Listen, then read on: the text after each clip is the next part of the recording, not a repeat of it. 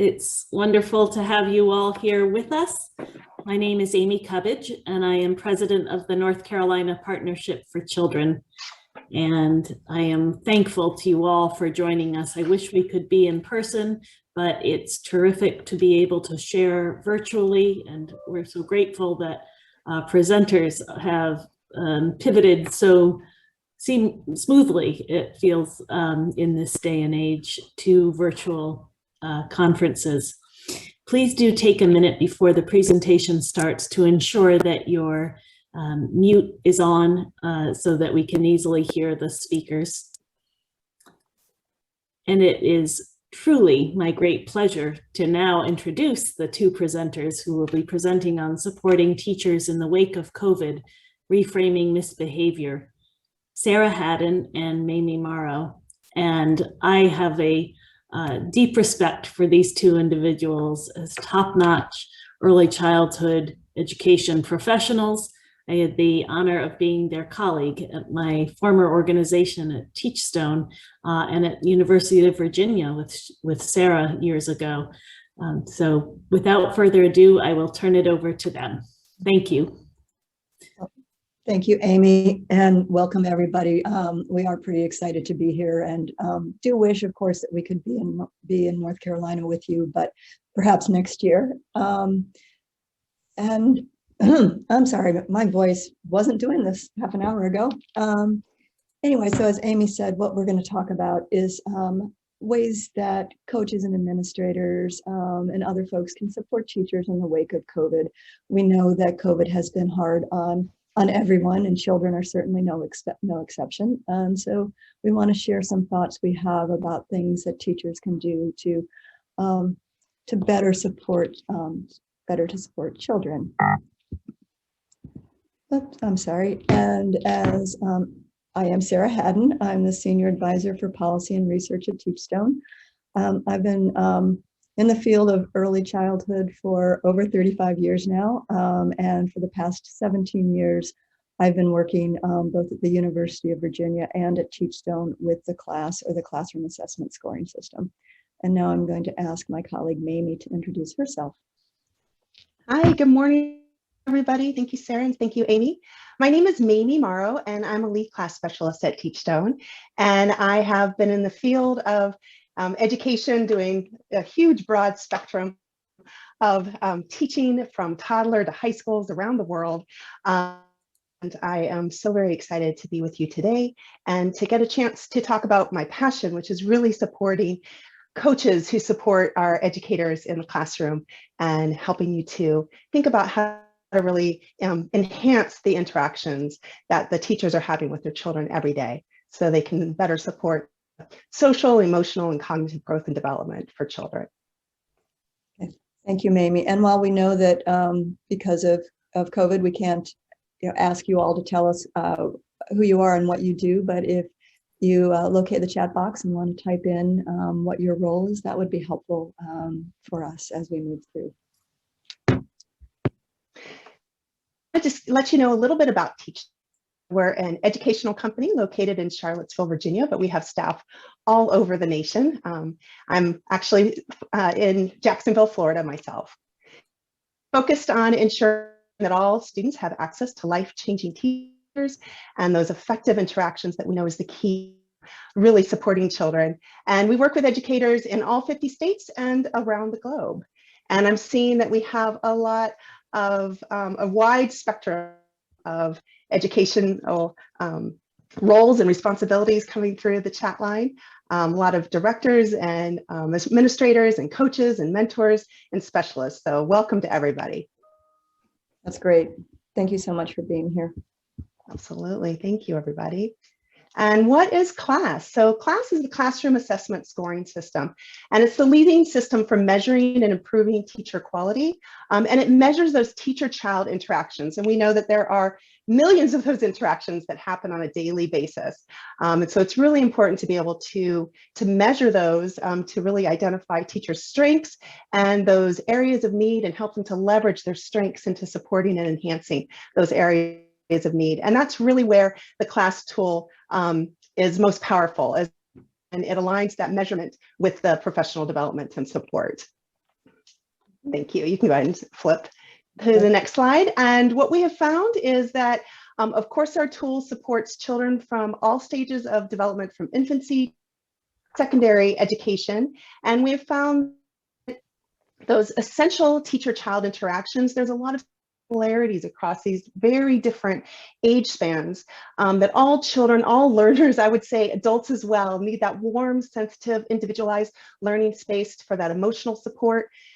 Within the organization, they need it to be predictable and proactive and engaging so that they can learn and make the most of their opportunity for learning. And during the learning time, they really need it to be stimulating and to have an educator who's responsive in the moment, helping them to achieve at a higher level than they could on their own. And we know that that's important for learners of all ages. So we have a wonderful video that we want to show you about the power of relationships, and that is the theme of our talk today. So Sarah's going to go ahead and get us started. This is a video we want to credit Edutopia. And let's take a moment to watch this. You had so much to offer your student. You okay? So what's going on? Strong relationships are central to the learning process.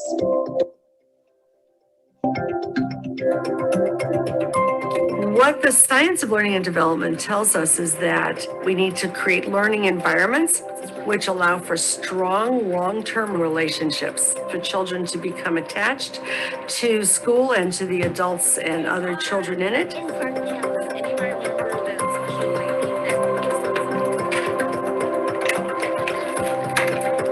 When children have experiences of closeness and consistency and trust, oxytocin is released. Oxytocin has many, many positive effects on the development of the brain. So when we think about a relationship, we're not just talking about being nice to a child. We're talking about a child having an experience of attunement and trust strong enough to release the hormone oxytocin. Good morning, Ariella. How you doing today? The purpose of the morning greeting is to connect with them and to just make sure that I'm seeing them as humans. Like, I'm making that relationship with them, making that bond. I prioritize relationship building because getting to know them is the best part of the job. When I come in the morning, we usually talk about things that are happening in our community. We're trying to build caring and respect. Teacher is trying to understand who I am and my values as a person. When I have a free 45 minutes or an hour, I think to myself, I could sit down and catch up on grading, or I could go and make connections, whether it's a smile or a joke or a reminder. It validates their presence in the building. Rock it out in the art room. It starts from so much honesty and transparency with kids. It's really easy to strive to be this like idealized, always ready to go elementary school teacher, and that's not real and that's not human. When people start talking about other things while I'm still giving directions, it feels frustrating for me and I have to take a breath. My students connect most with me when they see that I also struggle and I also have challenges. It takes a lot of vulnerability on my part. Total familiarity. When that student knows that you care about them, when they know that you're a human, let's think about that. Their academic performance in your class is going to be better. If I'm comfortable around them, then I'm more confident around them, and it's easier to ask questions and things like that. So when you're looking at this graph, what is it that you think happened? Some teachers I don't always get along with the best, so then sometimes I'm like, I can't do it, so I'm just not gonna do it. But when I like the teacher, I want to do their work. I'll be like, I can learn this. You all have done outstanding work. Emotion and learning are completely connected. If you're in a positive emotional space, if you feel good about yourself, your teacher, that actually opens up the opportunity for more learning. Good to see.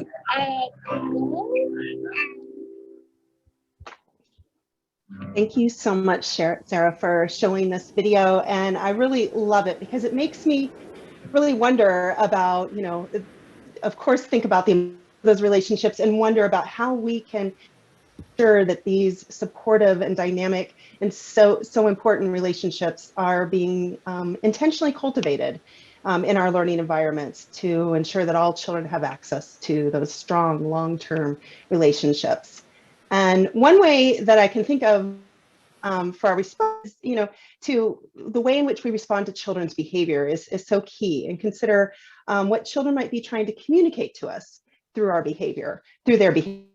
And really kind of reframing the way in which we consider that behavior and the way in which we respond to it. And that's our largest objective for today. That's our takeaway. So we want to heighten the awareness of the ways that trauma, of course, especially during this pandemic time, impacts children's emotional and physiological well-being, understanding the role of teacher-child interactions in that healing, increase understanding of what children are communicating their behavior, and thinking about how to reframe the way we view their behavior and the way we respond. Thinking about how to support the building of resiliency and protective factors in children. And we're going to also by reviewing specific steps that coaches can take to help their teachers support experience. And Sarah is going to help us think about trauma. So thank you, Mamie. So yeah, I mean, it's no news to anybody that the pandemic has been really difficult. And, it was interesting because in the beginning of the pandemic, we thought schools would be closed maybe for 2 weeks, maybe for 6 weeks. And, in some cases, there were kids who were hanging out at home because their parents were able to work from home. And so maybe everything was okay. But for them. But the longer it went on, of course, the harder it became, because children were removed from their normal routines. They weren't seeing their friends. They weren't necessarily seeing their grandparents or their cousins, and just life has been disrupted. And disruption is certainly something that can cause trauma. The National Childhood Traumatic Stress Network defines trauma as threatening or dangerous events that happen to young children, and that they can threaten either the child's safety or the safety of their parents and caregivers. The American Psychological Association further defines trauma as an emotional response to a terrible event. And the event can be, again, something that specifically happens to that child, such as abuse or neglect. It can be something that happens within their family. It can be a natural disaster. The American Psychological Association hasn't weighed in, to my knowledge, about the pandemic, but certainly, again, this has been a worldwide event that's been traumatic on many levels for many people. And so when we think about trauma and we think about what happens when children are stressed, the one thing we know is that their brains are just flooded with cortisol. And what cortisol is responsible for that flight or fight response.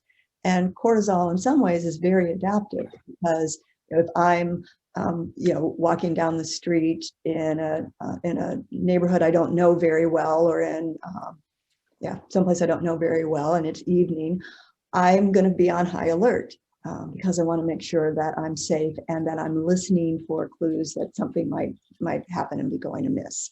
And that's good. That's adaptive. But when kids' brains are consistently flooded with cortisol, what happens is it can actually change the chemistry of the brain so that they are in flight or fight response all the time, which means that they're just overly stressed because of this cortisol coursing through their brains.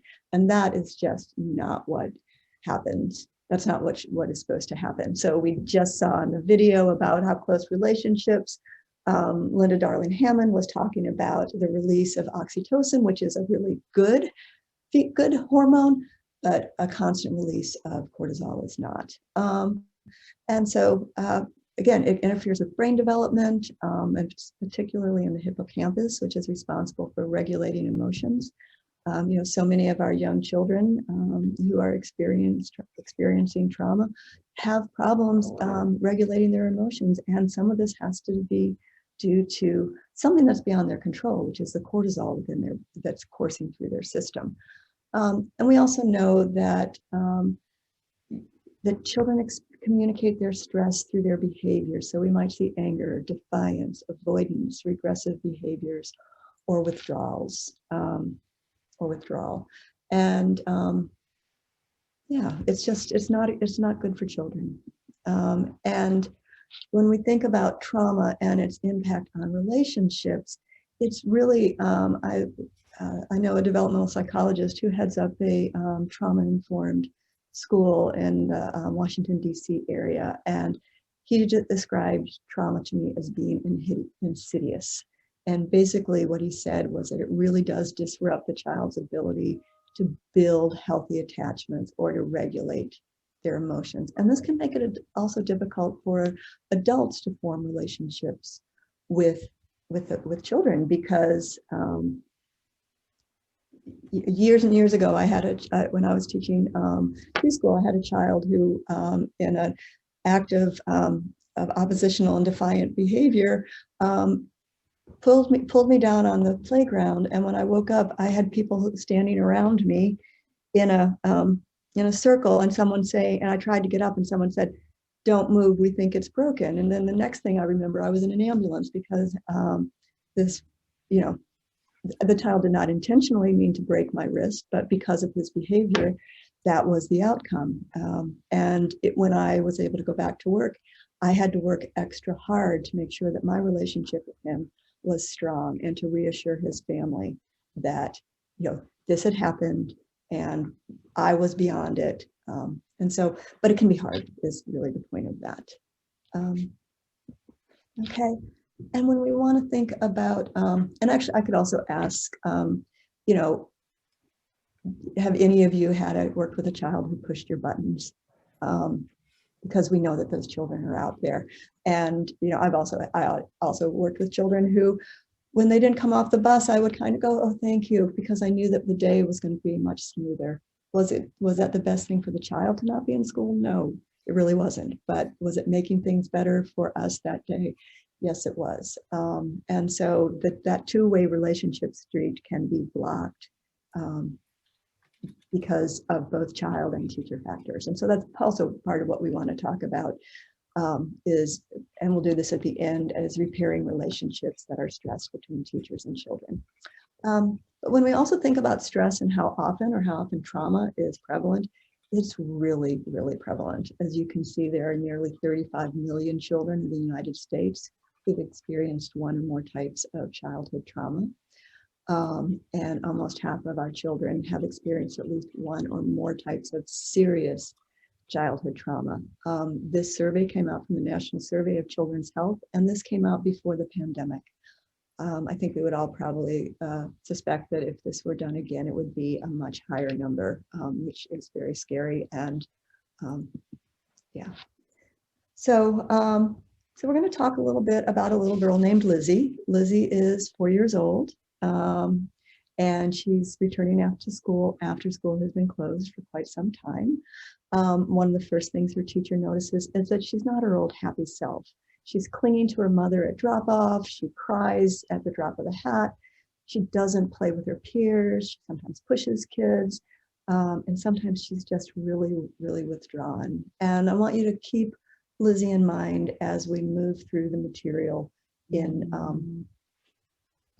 that we'll be talking about this morning. Okay. So another time for you where you can type into the chat box, but just based on that little piece of information you have about Lizzie, and you'll learn more as we go through the presentation. But what concerns do you have about a child who is coming back to school pretty different than they were before school? And then we're going to ask you, based on what you know, what behaviors are telling you that Lizzie may have experienced something traumatic. I'm sorry, it says his, and Lizzie is definitely a her. Maybe we missed that, no matter how many times it's proofread. And what do you think the teacher might try doing at this point in time? And we'll look in the chat box, see what you all have to say.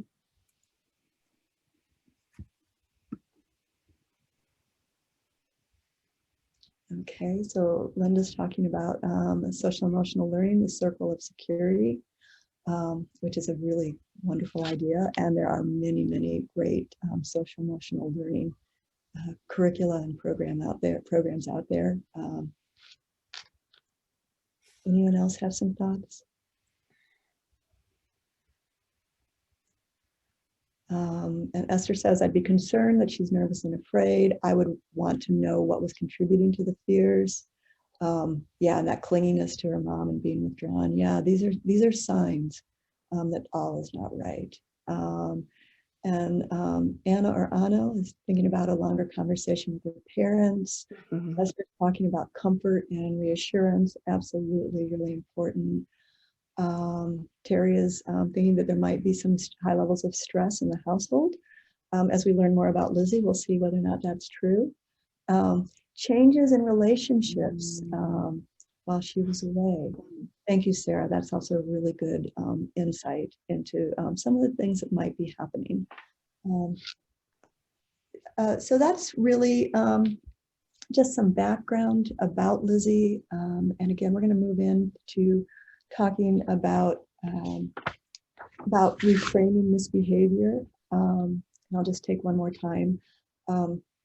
moment to read some responses. Barb talks about taking time to listen to the child and the parents and that obvious change in behavior. And Michelle is talking about relationship buildings, connections, safe and comforting environment. Absolutely, this is all the kinds of things that we were thinking as well. All right, so now I'm going to turn it over to Mamie, and we'll talk about reframing how we respond to children. Thank you, Sarah. And it's just so wonderful reading everyone's comments in the chat box. Thank you for responding. And really what this tells me is that you're not only thinking about what the child's behavior is and wondering about why the child's behaving the way they are, but you're really trying to get to the root of it and wondering what happened to make this child behave this way. And I love that you're thinking about, trying to expand how you're getting information, not just watching the child and watching the child when the child has those big behaviors as the child's withdrawn. And sometimes that's easy behavior to miss. So I really appreciate that you're noticing that withdrawn behavior as much as that large, obvious behavior, and then also really thinking about how to find out what happened to the child and going to their parents to better understand that. And that's really a very important component of reframing the way in which we respond to children. Because if we're just looking at their behavior and trying to respond to that behavior and correct and resolve that behavior, we are likely missing the root of the behavior and what the child is actually trying to communicate to us through their behavior rather than their words, because it's more difficult at this age level to be able to communicate through words. And so if you want to switch to the next slide, please, Sarah. Young who can't easily understand or describe their feelings get frustrated often, and they end up expressing their big feelings very physically, right? I like to say when our emotions get really, really big, our brains actually get small. And it's a really tough way for children to be able to communicate what they're thinking or feeling at that time, because they actually can't access the part of their brain that supports logic and reasoning. And it's all about their feelings at that point. And so it's too much to expect the children to be able to communicate rationally at that point when their feelings are just so big. And so kind of reframing, not thinking of this as misbehaving, think about this as they're truly trying to communicate in the only way they know how at this point, and the way in which their body is just kind of shouting at them to communicate. So when children engage in challenging behaviors, they're trying to tell us something. So what might they be trying to tell us? So those large behaviors might be telling us that, what I'm doing right now is just too hard for me. I need your help. Or possibly the opposite. It's just too easy for me, and I'm bored. And that boredom exhibits the same response in their brain, where they can't access, the logic and the thinking when they're bored. And it's, again, all about that feeling. They might be communicating a wealth of a variety of things, such as I'm sad, or I'm hurt, or I'm lonely, I'm overstimulated. I want something I can't have. I want to be near someone I can't be near right now. I'm hungry. I don't feel good. I miss my mom. I miss my sister. I want my teacher to care about me. Yeah. And yeah, Sarah? One of the things I was thinking about is that, I've heard news stories about how adults during the pandemic have been reaching out for mental health support services, and that they can't get an appointment because there's so many people trying to access mental health services. But as adults, we can pick up the phone. We can possibly recognize that need and pick up the phone and say, yes, I need help. Whereas a young child isn't going to say, I'm feeling a little extreme right now. Right. Yeah, I'm feeling a little out of control. I think I need a therapist. It's not, that's not going to happen. So what Mamie is describing is what's much more likely to happen. And I love the idea of you saying when the brain gets smaller, and it made me think of that phrase, like I'm seeing red. You're so angry, you're seeing red. And when I feel that way, I do actually physiologically feel very different. Well, and I think it's important to be able to put things into words that children can understand. I mean, I talk to young children about how when our feelings get this big, our brains are actually getting small, and we need to be able to access our brains. So that's why we need to be able to take those deep breaths and calm. And sometimes just being able to find simple ways to explain to children what's happening to them helps them to feel like it's not their fault, and it's not that they're bad or they're making bad choices in that moment. They just can't access their brain where they can think at that time. And so when you start to feel those really big feelings, that's the time to take those breaths and to go find that safe place in your classroom, and just help them to see it as a sign that they can use in a way to kind of inform them what their choices might be, and just help them to understand it, because we don't want the children to feel like they're just inherently making those bad choices all the time just because of who they are. We want them to be able to recognize those signs in themselves as well, and finding ways to communicate to them in child-friendly language that helps them better understand what's happening to them, I think is really, really important. And so let's think about those challenging behaviors that children exhibit, and think about how teachers frequently associate those behaviors with the fact that the children are just seeking attention. So teachers might say, he keeps acting up and tattling on other children to get attention. She always cries at nap time. She's attention. Or she shouts out and interrupts me at circle time because she always wants more attention during that time. And I think that if we, when we see it as attention-seeking behavior, it kind of changes the way in which we respond. And so I would just, like you guys to think about, how do you see teachers responding when they are labeling a child's behavior as that child is just doing it for attention? Anyone want to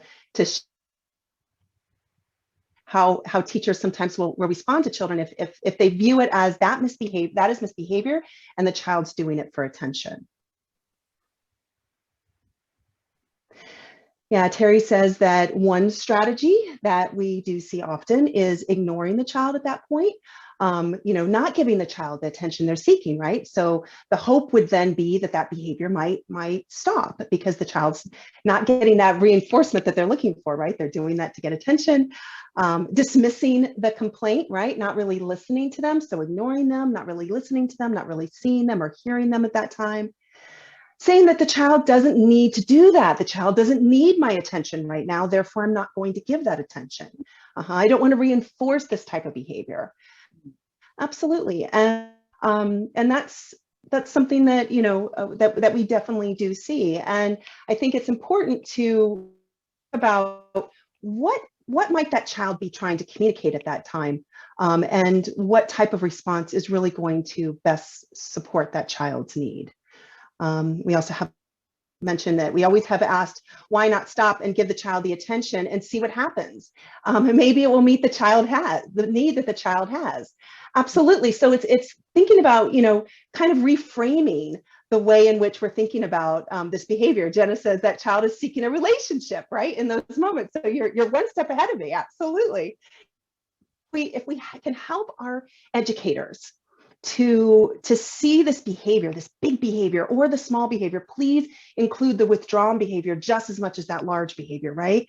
So on that full spectrum of behavior, if we can help our educators just ask this question, you know, what if we change the way we thought about that challenging behavior? And instead of seeing it as the child is seeking attention and asking ourselves, my goodness, why is this child behaving this way? Sarah, if you can go to the next slide.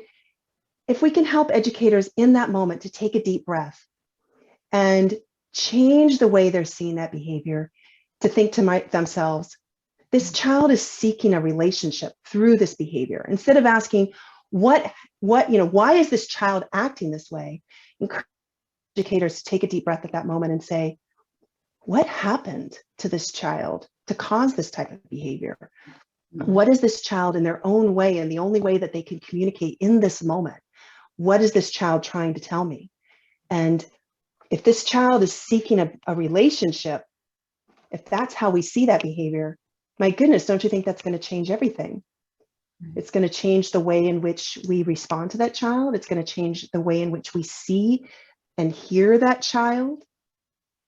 So encourage our educators to think about those big behaviors or those withdrawn behaviors, those behaviors that cause us challenge in the classroom. What if we saw each one of those behaviors as a child's cry for a relationship? Yeah, and you've got some comments, some additional comments about making connections, providing emotional safety. This is lovely. Yes, absolutely, right? Connection seeking versus attention seeking. The child is seeking safety. And when you're seeking safety and you're seeking a relationship, what does it do to you when that person turns away from you and ignores your behavior or ignores your cry for help, doesn't listen to you or dismisses as not important, right? Or even you get punished for trying to communicate in the only way in which you can at that moment. Right. So maybe children who are acting out, if we change that to, you know, he's always up and tattling on other children to seek a relationship. That's his way of seeking a relationship, trying to connect with the educator and peers. She always cries at nap time because that extra hug, that extra connection, that extra support. And that's how she knows I get it. She shouts out and interrupts me at circle time because she's excited about something and making a connection and trying to get that positive reinforcement for connecting and trying to get her thoughts heard and to communicate them at that time. Yeah. I mean, it really is powerful to think about reframing from this is disruptive behavior and I have to squelch it to thinking, oh, this child needs to feel safe and secure in the classroom and doesn't know how to ask for that. You know, and I have a question real quick is, you know, have you ever questioned why that child seeking behavior, that, you know, that child's expression of how they're, you know, they need attention is often viewed as a negative behavior, right? Like if we think about adults who are requesting attention or requesting, you know, a relationship, we tend to respond very differently, right?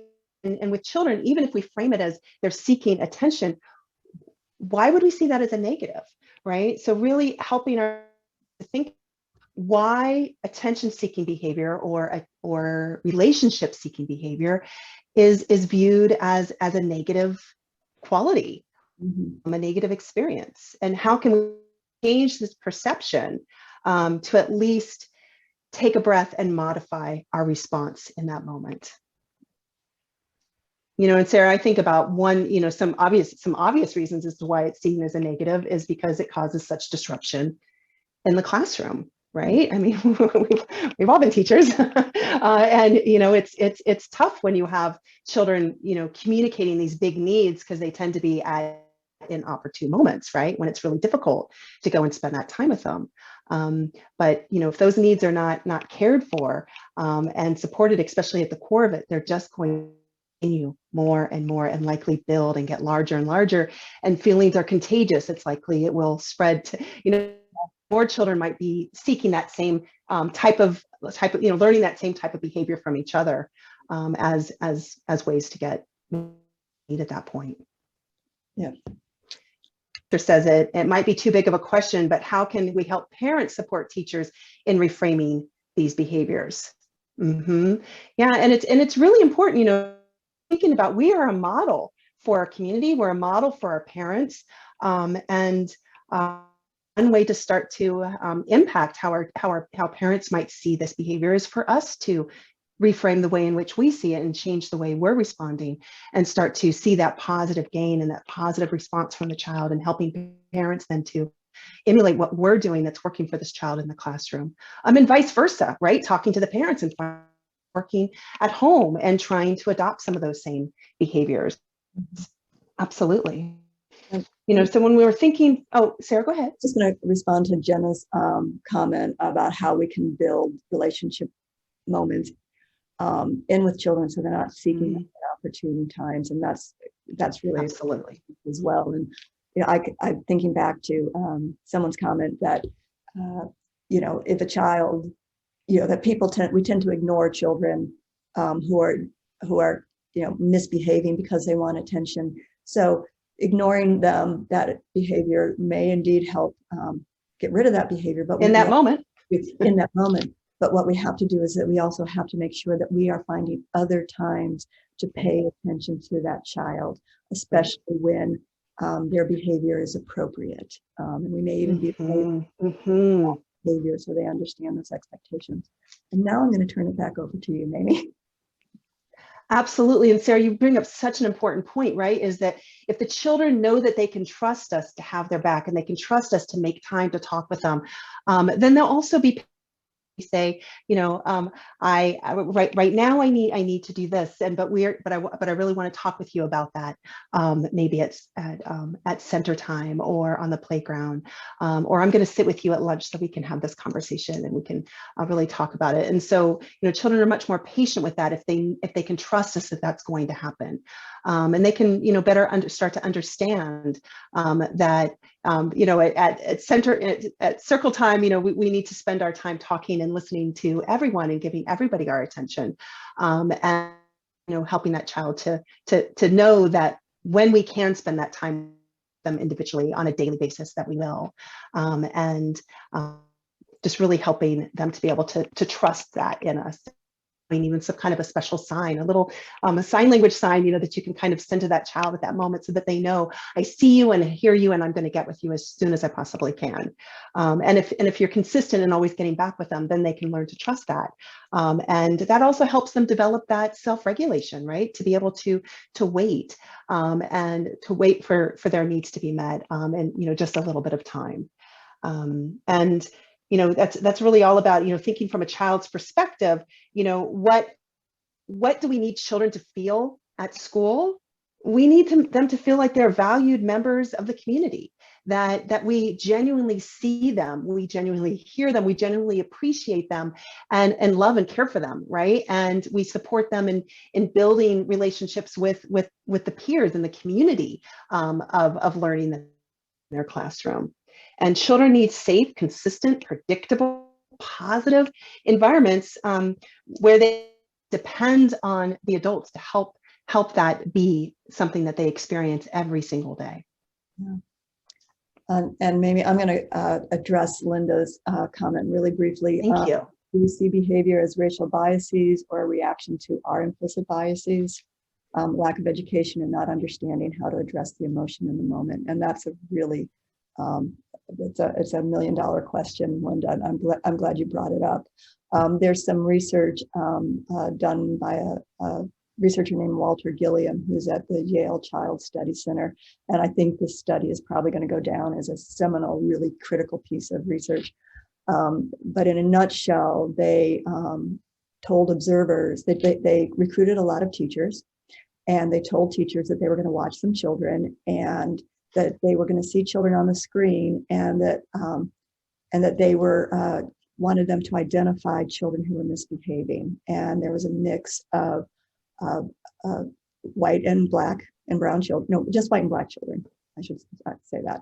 And then there was a mix of boys and girls. And what the participants didn't know is that actually they were tracking their eye movements as they watched on the computer screen. What they also didn't tell them was that there was no misbehavior. And what they found out was that that white teachers were much more likely to be attributing misbehavior to both to Black children, and it was more likely to be a boy than a girl. And that also Black teachers were also much more likely to be attributing misbehavior to Black boys in particular. And so there's a lot of work that's coming, a lot of follow-up work on that, but there's definitely interesting biases that are beyond the scope of this workshop, and also honestly beyond our expertise. But I did want to point out that it's Walter Gilliam, Gilliam, and he's got TED Talks and podcasts and all sorts of podcasts that talk about this exact issue. And Sarah, if I can just add to that, I think one ways to support, an awareness of our bias, especially when we're considering the children in our classroom, is to first of all, take note and reflect on what type of misbehavior you're seeing and how you're responding and what was happening perpetually, and children who are receiving more of your behavior management strategies than others, right? To really think through that, and to also then consider, what are your relationships with your children, because we tend to have stronger relationships in the classroom with children who are, positively behaved, and we tend to have more challenging relationships with and less strong relationships with the children who are really challenging us in the classroom. And so one way we can get around that bias is to intentionally ensure that we are developing strong relationships with the children who are giving us the most challenges in the classroom, to ensure that we truly see them and know them as human being, and really appreciate them, and they get to know us too, and not as a disciplinarian, but as a person, and we really develop that relationship. And that's around if you start to feel that there's possible bias in your discipline, is to really just get to know each and every child, and learn things about them that you truly love and appreciate and connect with, and they can connect with you. Because children do behave differently for people that they know truly know them and care for them. Yeah, and also we all just really need to check our own biases. It's just critical. Anyway, we should probably get back to Lizzie. But absolutely, really I see a lot coming through the chat. And it says Lizzie was seeking a relationship, but because of being away so long from school, her reaction may have been related to not knowing how to reconnect with people, right? Children are very social, and they have not been able to connect with any adults, much less many children. And they have to learn all over again, not only how to connect with their peers, but now within a very different structure in the classroom. Masks, and they need to stay a certain distance apart from each other, and it's all so new to the children that they need our support in learning how to reconnect. Okay, so you want to give them an update on Lizzie? Sure. So what else did we know about Lizzie? It's 3 months into the pandemic, she became a big sister to Ezra. So 2 months later, unfortunately, her father moved out, which somebody earlier in the chat had predicted that there might have been a change in the home, leaving Lizzie's mother with the sole care of a newborn and Lizzie. Lizzie's mother was fortunate so that she could work from home, but she was juggling, right, with her job and caring for an infant and a 3-year-old. And Lizzie missed some virtual school. At first, she was able to get on, but as her mom got busier and busier, her ability to get into the activities and actually complete those activities was really hit or miss. And when Lizzie's father came around, unfortunately, he was often confrontational, and the visit spurred a lot of anxiety and tears from her mother. So she saw that when her father would come home, and her mother would be upset afterwards. So there's just a lot going on in Lizzie's life that she's really having to deal with. Yeah, and she's 4 years old. Yeah, she does. And she's probably internalizing a lot of that as her fault. That she's 4 years old. And, just coincidentally, it truly is a coincidence, I was listening to a podcast really about this topic last week, and the person being interviewed said, you know, sometimes what we see as problem behaviors are just children being 3 and children being 4. Absolutely, right? We have to understand what developmentally appropriate behavior is and not it as misbehavior. It's just developmentally appropriate behavior that we oftentimes don't want to squash, because that's children being naturally curious or children making connections. I always say to teachers, when a child raises their hand or even shouts out in the middle of circle time, they're making a connection between what you're doing and what they know. And that's almost sometimes like a child handing a gift wrapped present to the teacher and saying, here's how you can make this lesson better and more applicable to my friends. And always seeing that as misbehavior is just missing a valuable moment. Mm-hmm. Mm-hmm. Absolutely. And I want to share Sarah's comment. So much out of Lizzie's control, such big amounts, and no words to name them. Absolutely. Right. So much is happening to her. So thank you all for your contribution. Yes, it's so wonderful.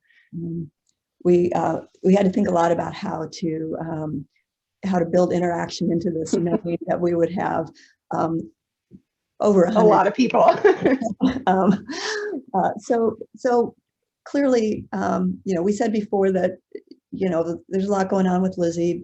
Really, most people are thinking that this is indeed a connection seeking, relationship seeking behavior on her part. And so we're going to talk now about cultivating those strong teacher-child relationships.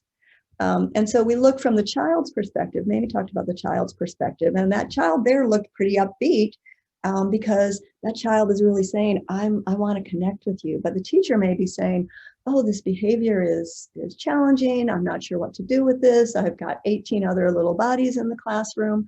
But recognizing again that building that relationship with that child is probably the best thing that she or he can do. So we want to think about how to build those relationships.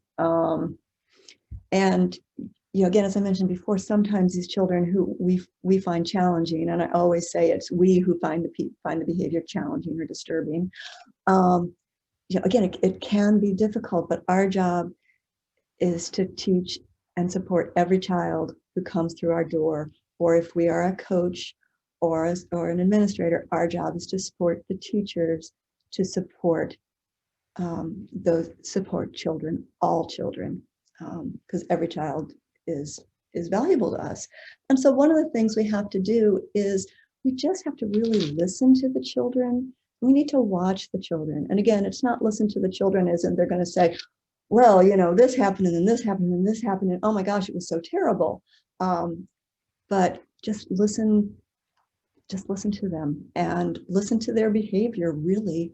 And we need to decipher those messages. And in this particular picture, you'll see that there's a woman sitting back holding in a chair, and she's watching. And sometimes teachers need an outside person to come in and watch what's going on, because, and again, we've all been in the classroom in the heat of the moment, in the thick of everything going on. You may not realize that you're missing cues. You may not realize that your response was dismissive and not particularly sensitive, but someone else can help us see that.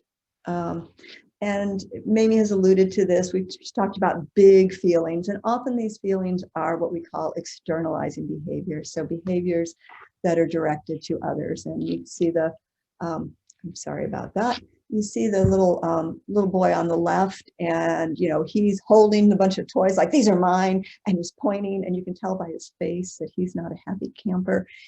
That he's outwardly letting people know that he's not happy. And so we may see yelling, we may see hitting, throwing, we may see destruction of property.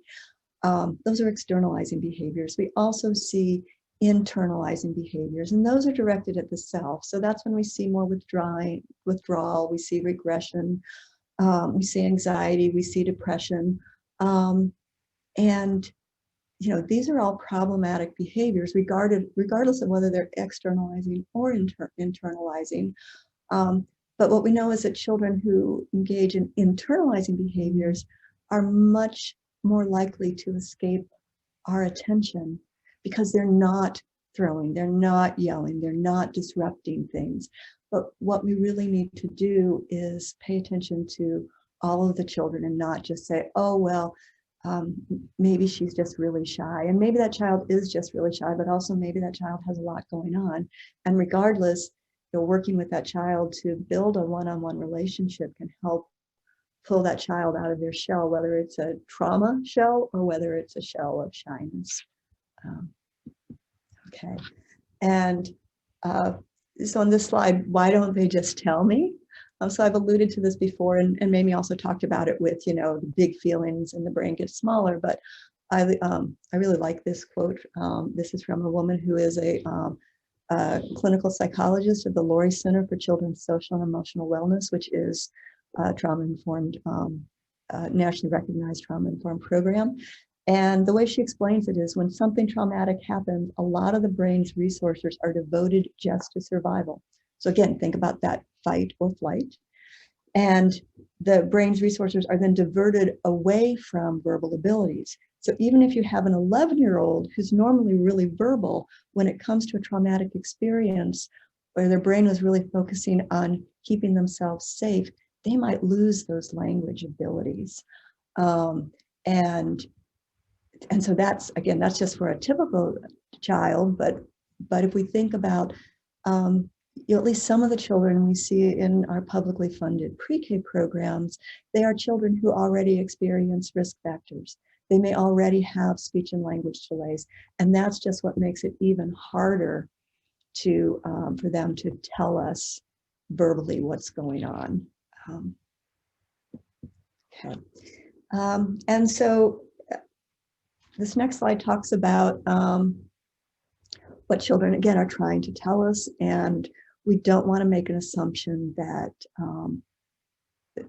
that all behavior, every time a child cries, that they're trying to get the same thing, or every time a child yells, that they're trying to get a same thing. And one of the things that I've seen in my 35 plus years, both I'm sure I was guilty of it as a teacher. I was as a teacher coach, as a student teacher supervisor, lots of different roles, like Mamie, is that sometimes we respond to all children in the same way.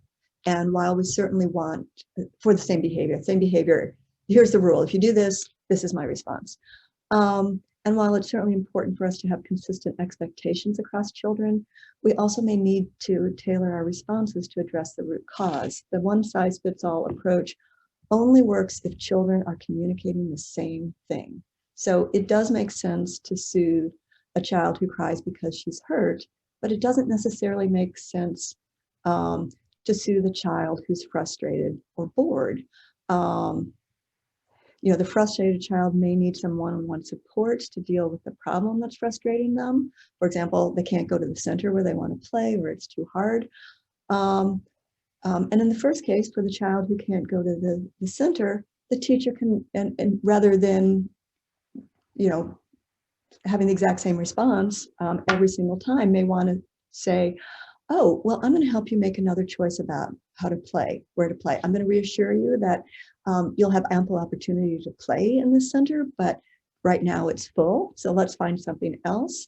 In the second case, if the child is crying because they're frustrated, then maybe it's the teacher scaffolding the child to be able to successfully complete the task, or breaking that task down into component parts so the child can feel successful. So having a one-size-fits-all isn't always our best approach.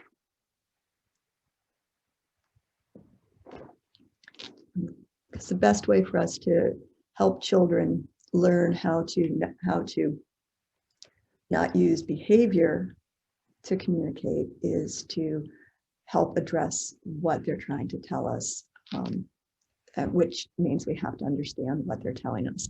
And so that takes me here to our antecedent behavior consequence chart, or the ABC chart. This method is likely to be familiar to any of you who have used the pyramid model. We know that most children do really well with that universal approach to promoting appropriate behavior. However, we know that not all children respond to the universal approach, and that they need more intensive support. For us to be able to make sure that our support is appropriately targeted, we can use something called an ABC chart that can help us figure out what's going on.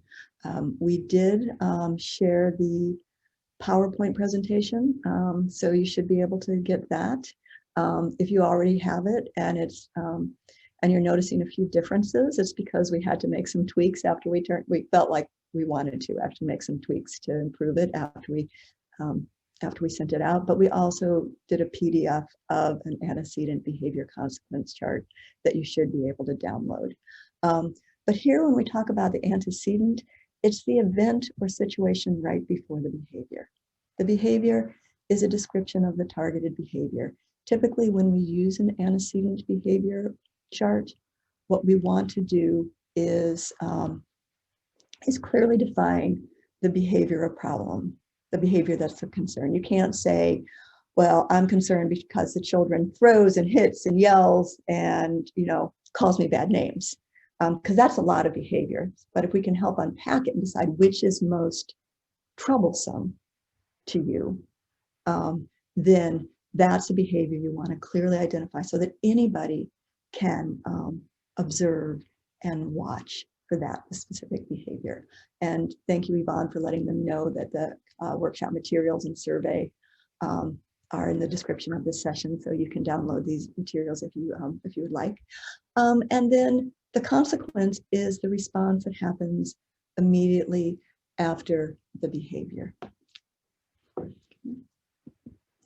And so when we do an antecedent behavior consequence, again, we figure out what the behavior is.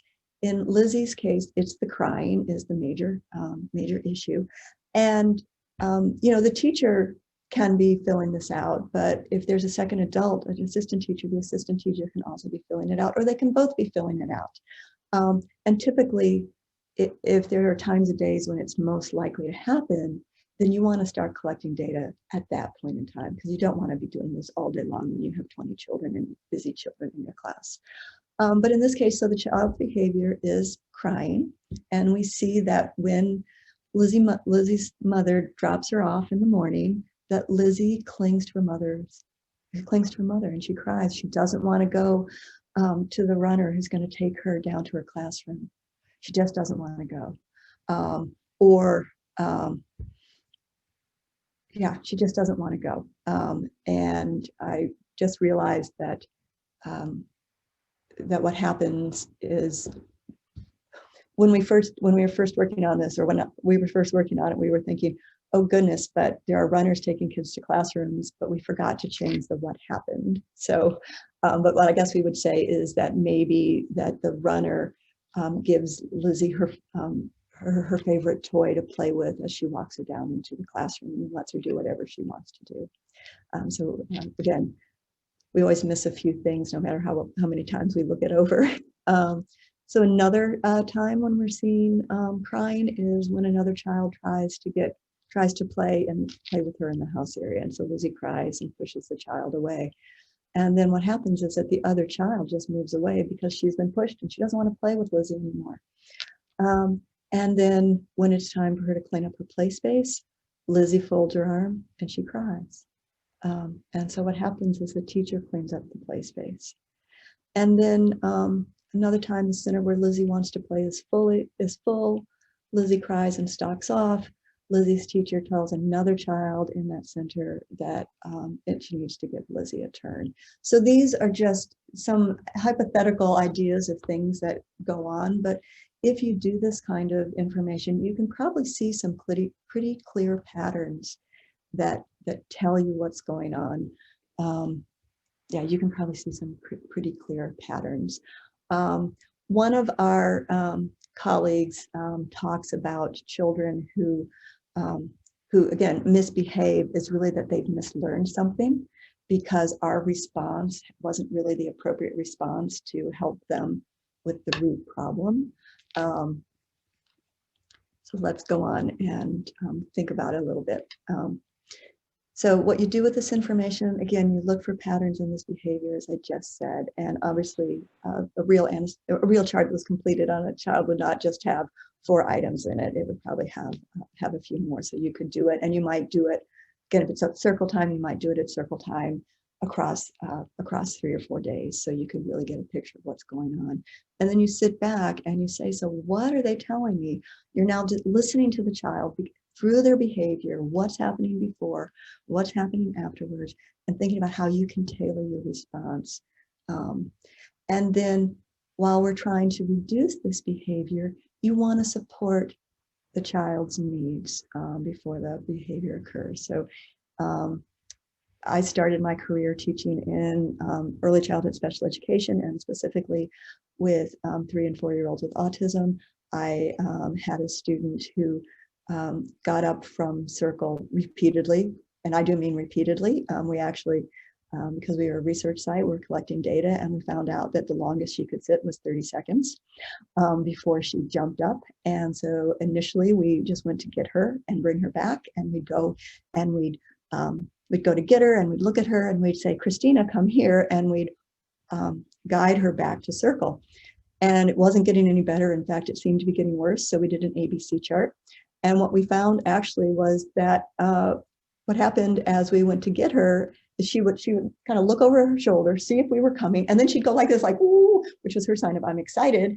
And then we'd go and we'd look at her and say, you know, come here. So she got all sorts of attention, which meant that we were just inadvertently reinforcing her behavior. And so with that information in mind, we completely changed our protocol. We walked over, didn't look at her, went behind her, gently led her back, but then also reinforced her, but every 25 seconds for sitting in her seat. And then we just gradually increased that time so that she actually got to the point where she knew that there were other ways to get this attention, and she did indeed sit in circle. So I think I've talked about the first 4 bullets, and then Mamie will be taking some time to talk about this last one of getting to know the child and forming that bond. So let's go back again and look here at Lizzie. So drop off, we talked about what happened afterwards. So one of the consequences, and even if it was the runner bringing her favorite toy and Lizzie getting to do whatever she wanted to in the classroom while other kids actually had to sign themselves in, is that she learned that crying got her what she wanted.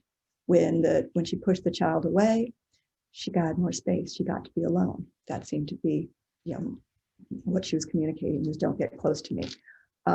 She didn't want to clean up, seems to be. That's why she cried. And what happened is that she got more space.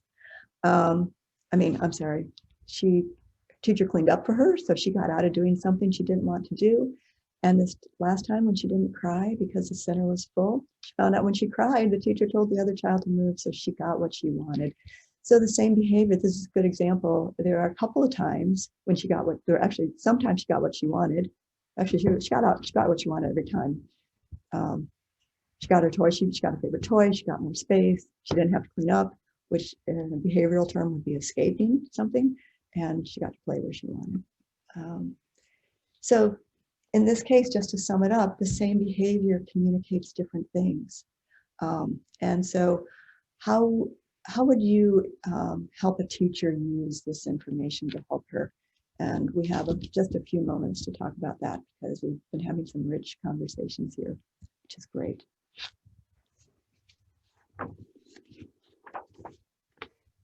And Sarah, while people are typing in, you know, I just think the chart that you showed earlier just really helps also teachers not only think about what is bringing on this behavior and happening after the behavior, but it also that final 4th column helps the teachers to realize what you were talking about, how children mislearn, right? What we are really teaching the child about the value of that crying behavior or that that behavior and what it helping the teacher to realize how their response is actually forcing that behavior. And sometimes that's a valuable part of reflecting on what really is happening in the classroom. Mm-hmm. We've got a nice comment that just seemed to come to you and me, Mamie, but relationships are at the heart of everything. Absolutely. That is the heart of teaching. That's why we go into teaching. We don't go into it because we make a lot of money. Right. That's for sure. And Donna Jackson has a great comment. Set aside time every day for one-on-one with Lizzie.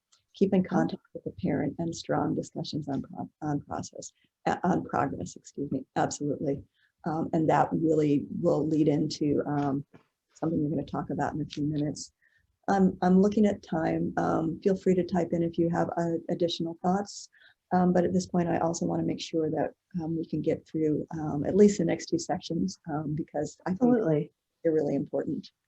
So let's move on to talk about resiliency and protective factors. So I'll turn it over to you again, Mamie.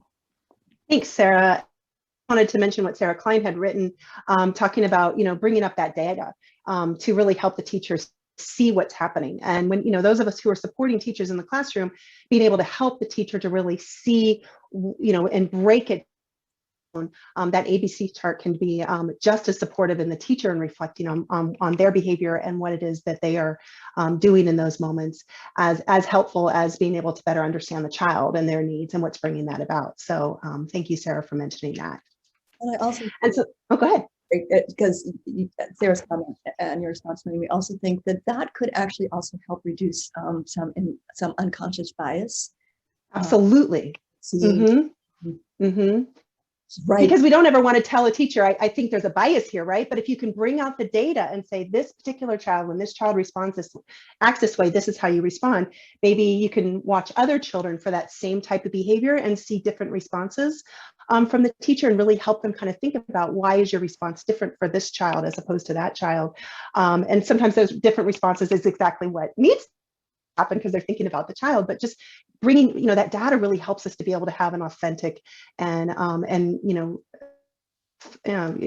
reflective conversations with teachers without them building up those walls. Absolutely. So and when we think about resiliency and protective factors, it's so incredibly important to first discuss attachment theory. And so children whose caregivers respond sensitively to the child's needs at times of distress and fear in infancy and early childhood develop secure attachments to their primary caregivers. These children can also use their caregivers as a secure base from which to explore that environment. And this comes from the National Institute of Health and Child and Care Excellence from 2015. And attachment is so incredibly important at the early ages. And if it's not, secure when children are very, very young, it can be supported later in life, but never built exactly the same. The children's brains are even different if they don't have that same level of attachment. So just knowing that, especially if we have children who have we know that it's that much more important to really ensure that we are supporting those children in relationships with them. And we can go to the next slide for resiliency. So resiliency is the child's ability to bounce back, and that secure attachment with their primary caregiver and with other adults in their life to build that resiliency. And how can we help children who have experienced diversity beat the odds? And Sarah has just a really great thought to share here. So I want to give the floor back to Sarah. Okay, thank you. So a lot of people have studied resiliency, and we do know that it rests in relationships. But one of the, in fact, it is the longest standing study on resiliency, comes out of Hawaii, and it was a Kauai longitudinal study, which tracked almost 700 children from the island of Kauai from childhood into adulthood.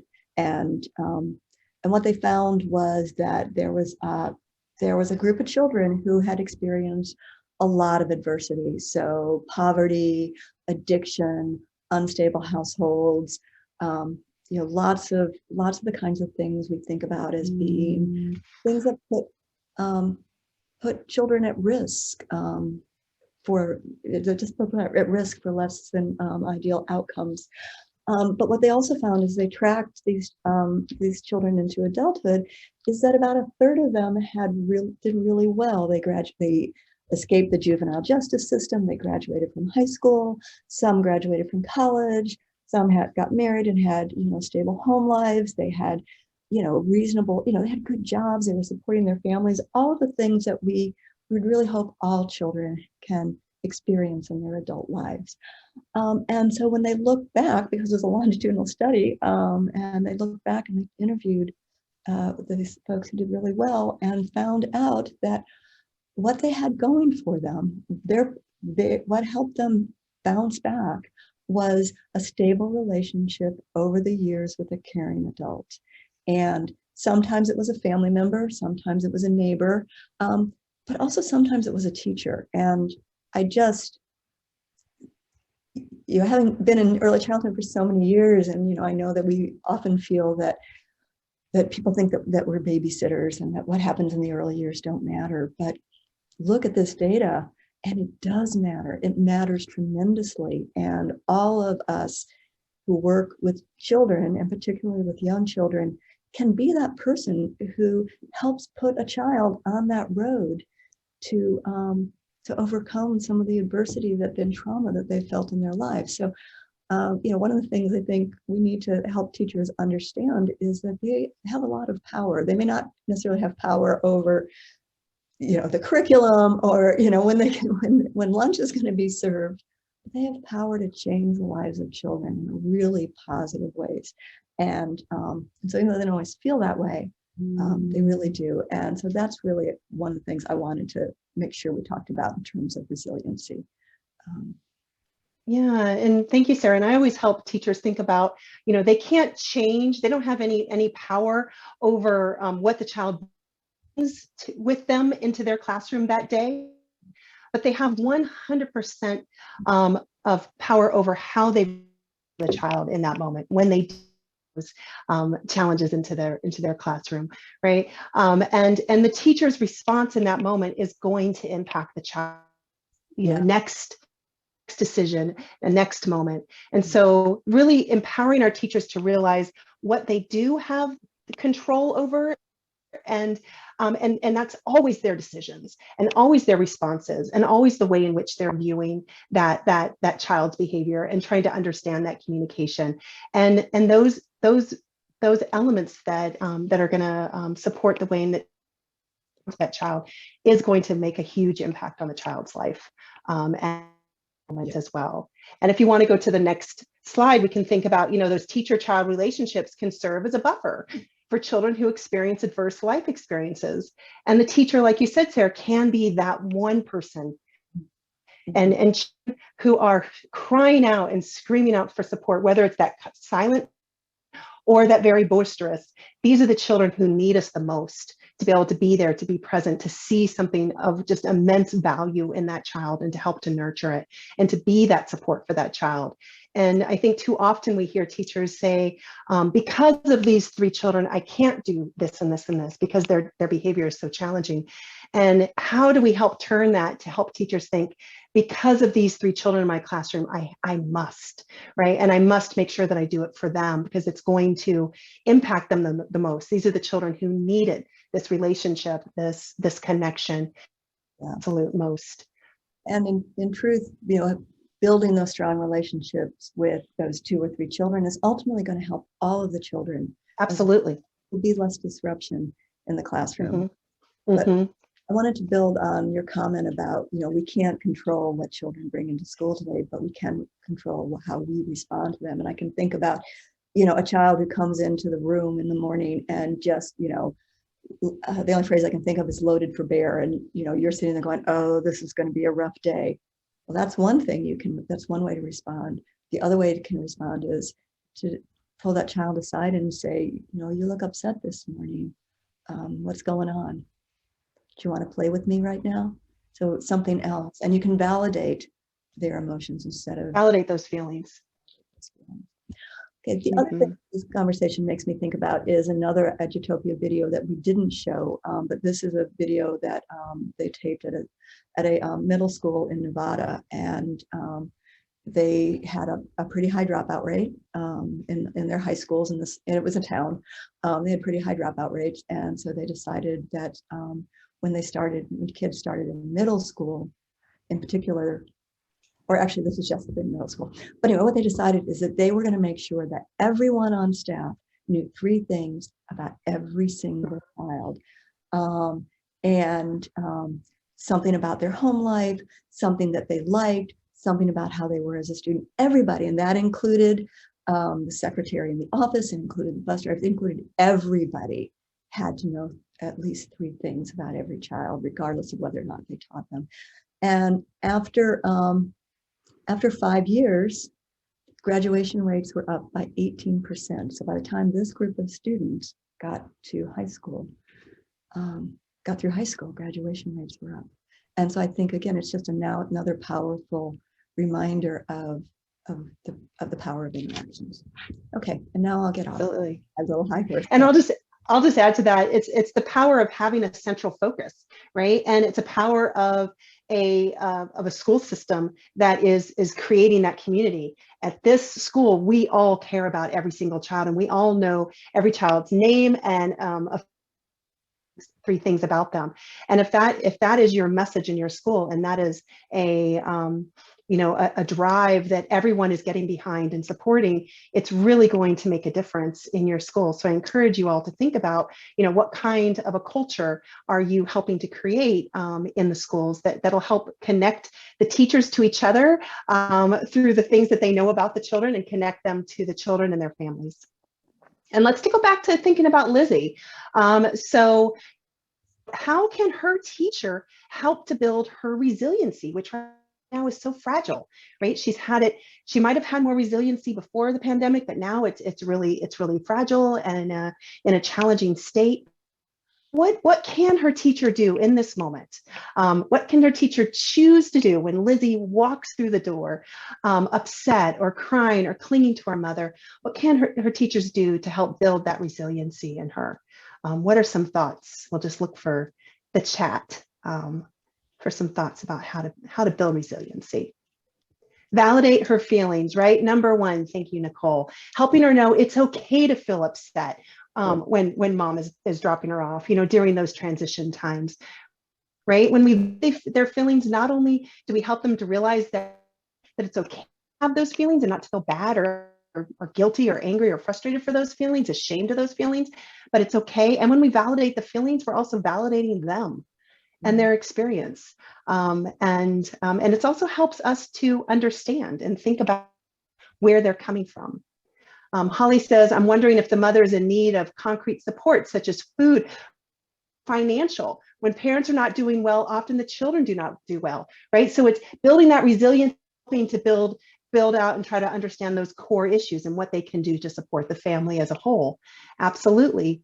Including her in the process of coming up with strategies to help her feel safe, right? And let's empower Lizzie, help Lizzie to realize how she's feeling and what some things that do to feel better, right? And sometimes those conversations when the child is feeling safe and happy, right? That's really the time to kind of brainstorm. What are things we can do when you feel hurt mornings, when you're coming in? What are some things that might help you? Kind of brainstorm those when the child is feeling safe and positive, and then you can use those strategies when the child is upset. Because remember, when they're upset, they don't have access to be able to think about what they can do to feel better. They just need our help for it at that time.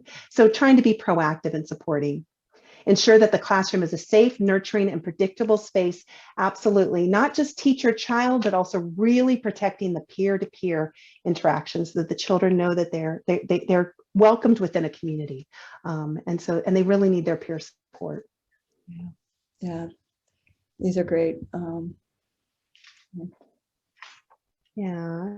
Doing there is you're really helping to build relationships, not just with the teacher and the child, but supporting relationship building amongst peers too, which I think is sometimes forgotten, right? Sometimes we're really so focused on how we build a relationship with the child that we don't always think about how to help this child build strong, secure relationships with other peers. Maybe Lizzie having a buddy in the morning who's going to help her transition into the classroom could be exponentially helpful to this child, more so even than always having an adult come and support.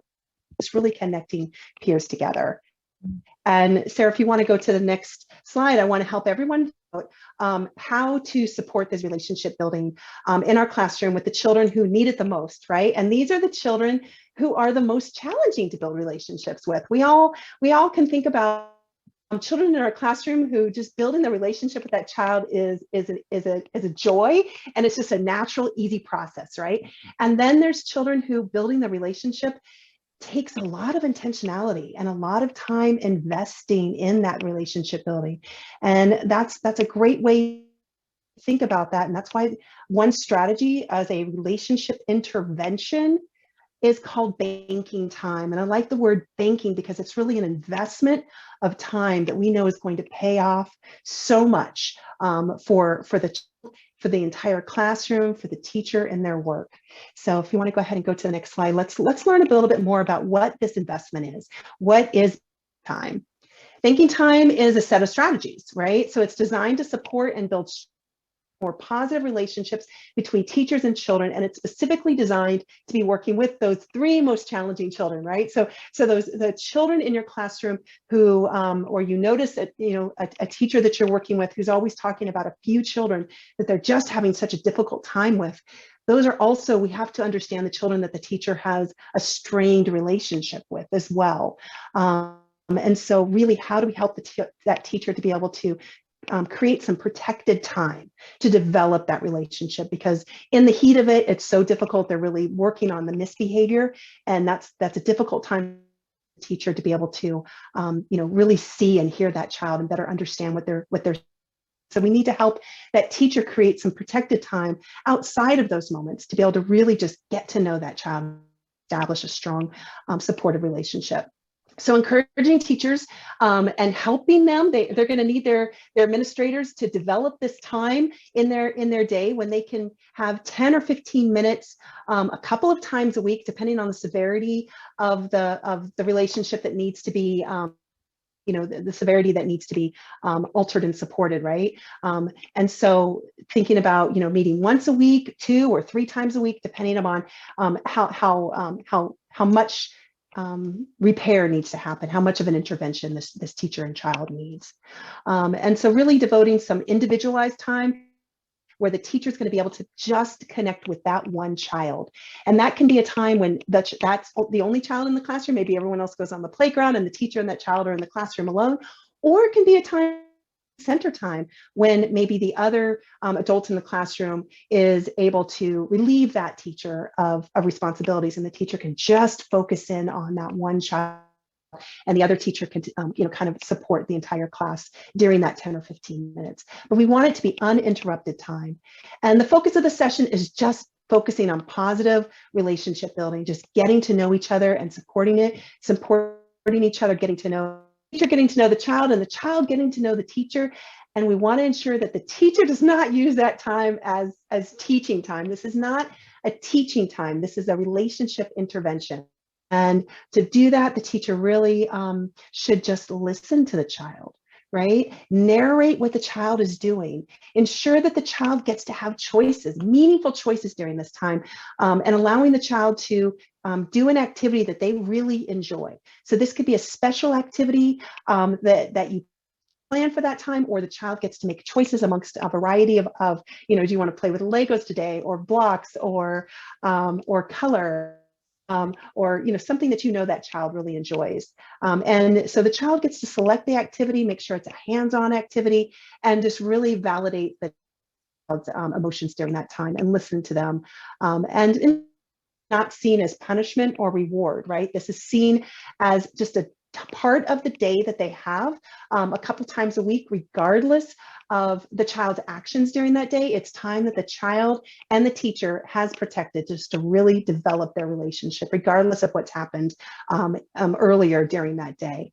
And you can, you can let times to meet during the week as that relationship is building. Maybe you get to the point where you only do it once a week or once every couple of weeks, just kind of as that maintenance. Yeah. So I just have to say that I'm a huge fan of banking time, and Me too. I used it as a coach in a research study between 2004 and 2006, and all the teachers I was working with in the study just, it helped them open their eyes to a different aspect of the child, and they were all huge fans. And then a couple of years later, I taught it about it in a community college course, which was also part of a research study.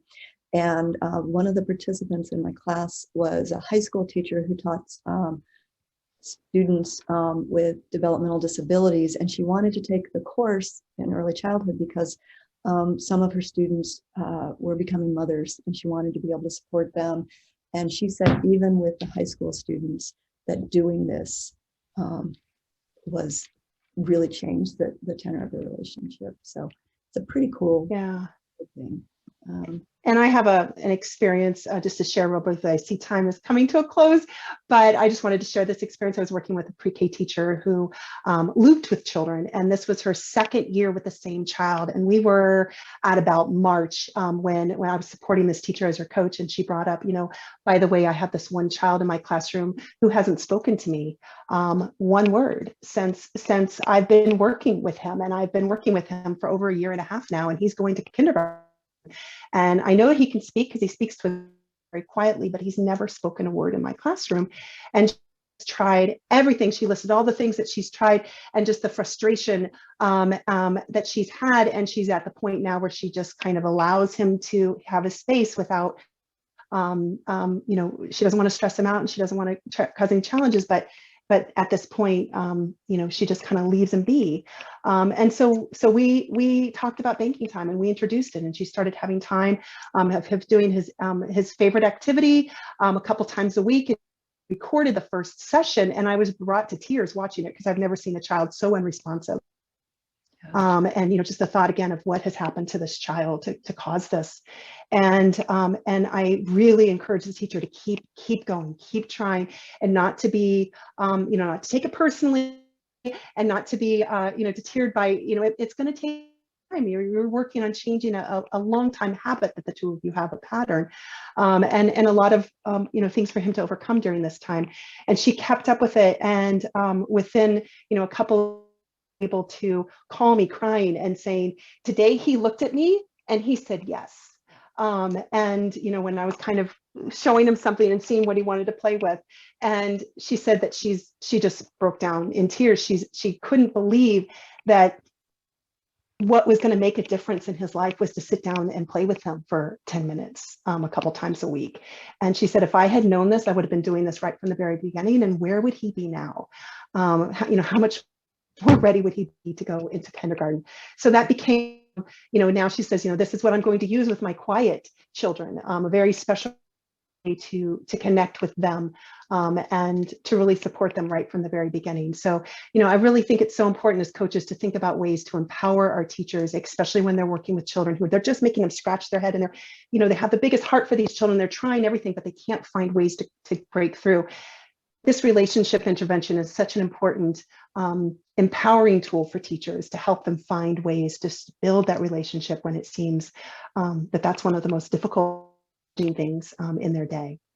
And with that, I think that we might want to go ahead. So I just popped up. I skipped the quote, but here's a slide on showing that banking time leads to increased child engagement, decreased cortisol for both children and teachers. Right? Teachers are stressed during this. Absolutely.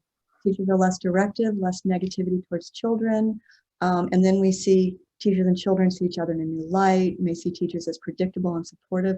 And you can see as a teacher skills that you didn't know because you were so busy, or the teachers were so busy just dealing with managing behavior. With this behavior. So we have some 3 R's that we talk about for rebuilding. Clearly, we're not going to have time for them, but just to let you know, our 3 R's are build relationships, be responsive, and have consistent and predictable routines. And there's more information on that in the slides that you can access through your channel, through your conference. So thank you, everybody, and Mamie, but everybody at Smart Start. This has been really nice, and we appreciate all of your wonderful input today. Thank you so much for your thoughts and experience that you've been sharing with us in the chat today. It's made it interactive for, for a virtual conference. So we really appreciate all of you and all that you're doing. And I'm just so excited and about the fact that you're going to be bringing this back to the teachers that you work with and the schools that you support, and really helping them to reframe the way that they're going to respond to children's behavior in the future and find ways to build those relationships. So thank you all so much for joining us today.